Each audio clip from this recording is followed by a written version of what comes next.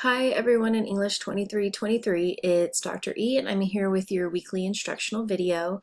My apologies for being so late on this, but my hope is that everything was pretty straightforward in terms of the instructions and the expectations for this week, and that this video is just kind of reiterating the things that you already knew. But if not, let's go ahead and walk through what we're doing this week by going to the content area. So if we look at the full week, it is, generally very similar to other weeks, right? We have some reading to do, we have assignment, we have a participation quiz, right? So what we're doing is reading Chimamanda Adichie's biography and her short story titled Checking Out. And if you'll remember, we watched Adichie's TED Talk at the beginning of the semester, The Danger of a Single Story, where she, identifies what happens when we make assumptions, when we base our understanding of others on, that kind of one identifier or one thing that we know about different cultures or identities, and how dangerous that can actually be. So we're going to make some connections between her short story and her TED Talk. So you're watching the instructional video, make some time to revisit that multimedia project video so that you can really complete the plan this week with the guidelines in mind, right? So remember that, and I emphasize it above, your multimedia project is not due this week, right? This is just an opportunity for you to start to make a plan for that project, to really, it forces you to think about, okay, what is the author or what is the story I really want to look at a bit more deeply.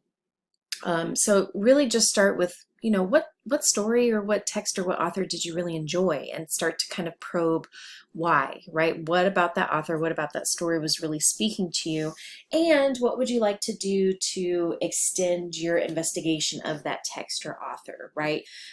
What would you like to create associated with that? And that's what the multimedia project is. It's just a really creative way for us to analyze the story a bit more deeply, or a time period or an author, that kind of thing. The plan itself, again, it's pushing you to make some decisions now so that you're not waiting till the last minute to choose a story or an author.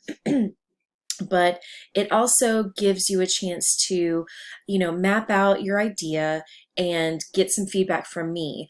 Now, this is, like I said, most of the time, folks submit projects that are great. They're following the guidelines. They're really identifying, the connections to between their project and the text or the author that they've chosen.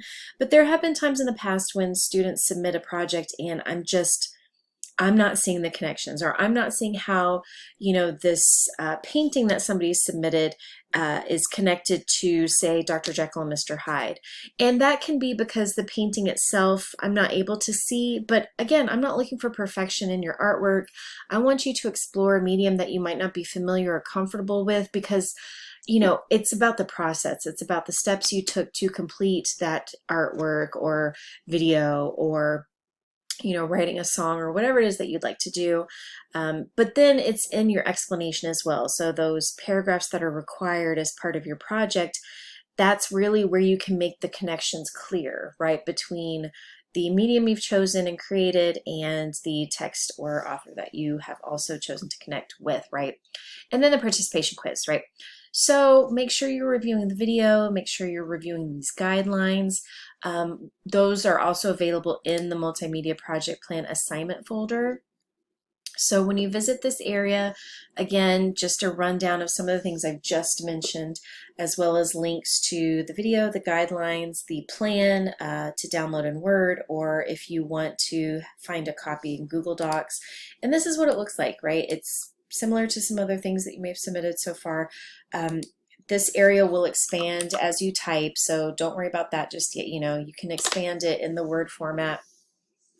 If you're having trouble with the Word document, you can always just create your own and just kind of copy the questions and put your answers in there. Again, this is just to give me an idea of what it is you'd like to do, right?